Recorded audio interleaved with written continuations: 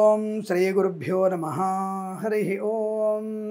అథ ధ్యానం ప్రవక్ష్యామి శృణు సర్వాంగ సుందరి యత్కృతం దేవదేవేన ధ్యానం అనుమతః ప్రియాం. పంచవక్త్రం మహాభీమం త్రిపంచనయనైర్యుతం బాహుభిర్దశభిర్యుక్తం సర్వకామార్థసిద్ధిదం. పూర్వం తు వానరం వక్త్రం కోటి సూర్యసమప్రభం దంష్ట్రాకరాళవదనం భ్రుకుటీకుటిలేక్షణం.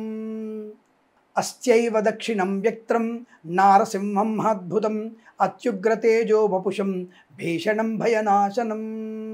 పశ్చిమం గారుడం వక్త్రం వక్రతుండం మహాబలం సర్వనాగప్రశమనం విషభూతాదికృంతనం. ఆంజనేయాయ నమో నమః. మర్కటేశ మహోత్సాహ సర్వశోక వినాశక శత్రూన్ సంహర మాం రక్ష. ఈరోజు మనకి అద్భుతమైనటువంటి శత్రువుల్ని మన వైపు తిప్పుకొని పాదాక్రాంతుల్ని చేసుకోగలిగేటువంటి అదృష్టమైన రోజు. అదేనండి, మనం ఏ పనికైనా జయకేతనం ఎగురవేయడానికి జెండాపై కపిరాజు మన మొన్న భారత సైన్యం చేసినటువంటి యుద్ధ విన్యాసాలకి వికృతమైన దేశాలు, దుర్మార్గపు దేశము ఎలా తల్లడిల్లిపోయింది చూశాం. దానికి కూడా కారకుడు హనుమంతుడే. అటువంటి హనుమంతుని మనము ధ్యానం చేయడం విశేషం. అటు ఎవరు చెప్పారు? ఇప్పుడు చెప్పినటువంటి శ్లోకాలు ఏమిటవి? గరుడు చెప్పినాడు, గరుత్మంతుడు చెప్తున్నాడు. ఇది సుదర్శనోక్తమైనటువంటిది, అద్భుతమైనటువంటి హనుమత్ పంచ శ్లోకాలు ఇవి. ఇవి చదివిన వారికి ఎట్టి పరిస్థితిలో దరిద్రము కానీ రోగము కానీ ఉండదు. నిన్న ఒకరోజు మనకి శుభమైన రోజు కలిసింది, మనకి అమ్మవారి చండీదేవి. ఈరోజు వెంటనే హనుమంతుడు. ఈరోజు ఎప్పుడు?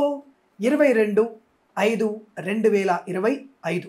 మనకి ఈరోజు పూర్వాభాద నక్షత్రంలో వైశాఖ మాస బహుళపక్ష దశమి రోజున ఆంజనేయ స్వామి యొక్క అవతరణ జరిగింది. అంటే మనకి ఆ స్వామి వారి యొక్క దృశ్య రూపం మనకు కనపడింది. వారికి పుట్టుక చావులు ఉండే వారికి ఆయన చిరంజీవుడు.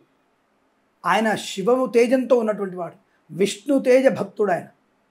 కాబట్టి ఆయనకి చావు మరణం ఎక్కడిది? కాబట్టి మనకి ఆయన రూప దర్శనము కలిగినటువంటి అదృష్ట యోగం పూర్వాభాద నక్షత్రంతో ఉన్నటువంటి. అంటే ఆయన అంజనీసుతుడుగా అంజనీదేవి గర్భములో ఈరోజు జన్మించాడు. ఆయన కేవలం మన కోసం అతని యొక్క ఉత్పత్తి జరిగిందని అర్థం.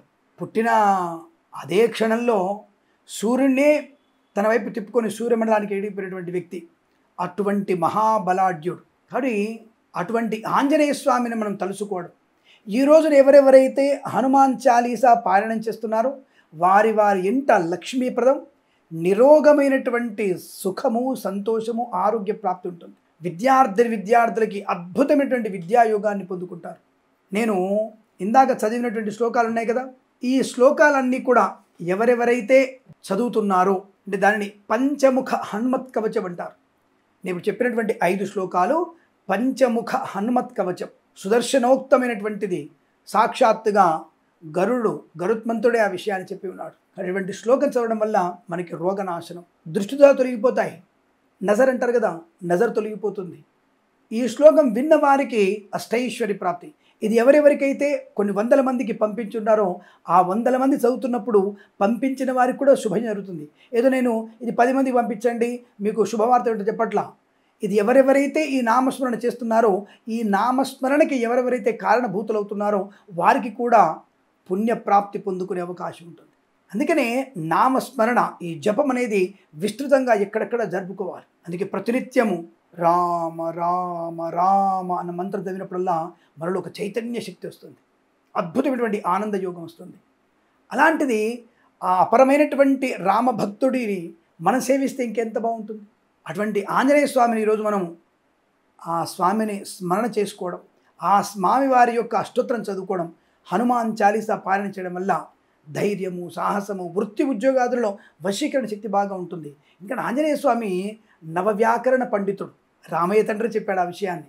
కాబట్టి అటువంటి ఈ రామయ్య తండ్రి చెప్పినటువంటి నవవ్యాకరణ పడినటువంటి హనుమంతుని మనం సేవిస్తే బుద్ధి వికాసము, జ్ఞానము, ఆరోగ్యము, మంచి మాట తీరు, 10 మందిలో గౌరవాన్ని పొందుకోవడం, జనాకర్షణ, శత్రునాశనాన్ని, బలము, తేజస్సు పొందుకునే అవకాశం ఉంటుంది. కాబట్టి మీరందరూ కూడా ఈరోజు హనుమత్ కవచాన్ని, పంచముఖ హనుమత్ కవచాన్ని చదివి ఈ యొక్క స్వామివారి అంజనాదేవి పుత్రుడిగా మనకి దృశ్యంగా కనబడినటువంటి హనుమంతుడిని స్మరణ చేసుకుంటూ ఆర్థిక ఆనంద ఐశ్వర్య శుభయోగాలు పొందాలని 12 రాశుల వారికి కూడా విశేషమే.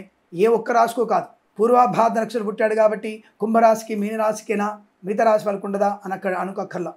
అన్ని రాశుల వారికి ఆయన తలుచుకున్నంతలోనే ఆనందాన్ని పొందుకుంటాం. కాబట్టి ఈ రోజున మీరు ఆయన తలుచుకొని నేను చెప్పినటువంటి ఈ కవచాన్ని తప్పకుండా చదివి అష్టైశ్వర్య ప్రాప్తి, ఆనంద అదృష్టాది వృత్తి ఉద్యోగాదుల్లో లాభము క్షేమము శుభము పొందాలని కోరుకుంటూ సర్వేజన సుఖినో భవంతు. ప్రేమతో మీ కిరణ్ శర్మ.